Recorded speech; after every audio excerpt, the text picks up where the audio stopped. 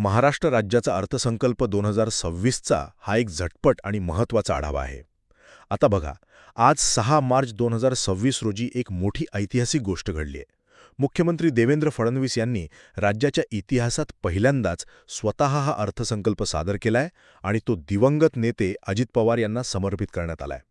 तर तुमचा जास्त वेळ न घेता आपण थेट यातील 3 प्रमुख मुद्द्यांकडे वळूया. पहिलं म्हणजे शेतकरी आणि महिलांसाठी खरोखरच खूप मोठी बातमी आहे.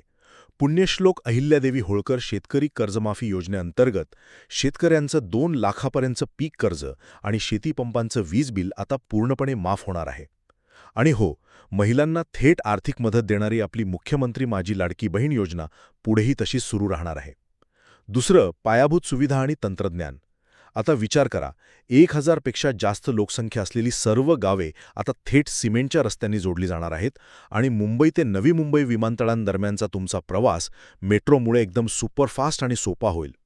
एवढंच नाही, तर चक्क 75 गावांमध्ये AI म्हणजेच आर्टिफिशियल इंटेलिजन्सचा वापर करून एक स्मार्ट ग्रामीण विकास प्रकल्प राबवला जाणार आहे. आहे की नाही भारी? शेवटी राज्याचा एक अत्यंत महत्त्वाकांक्षी असं आर्थिक टार्गेट. महाराष्ट्राची अर्थव्यवस्था 2030 पर्यंत $1 ट्रिलियन आणि 2047 पर्यंत $5 ट्रिलियन पर्यंत घेऊन जाण्याचं एक मोठं ध्येय या अर्थसंकल्पातून आपल्यासमोर ठेवलं आहे.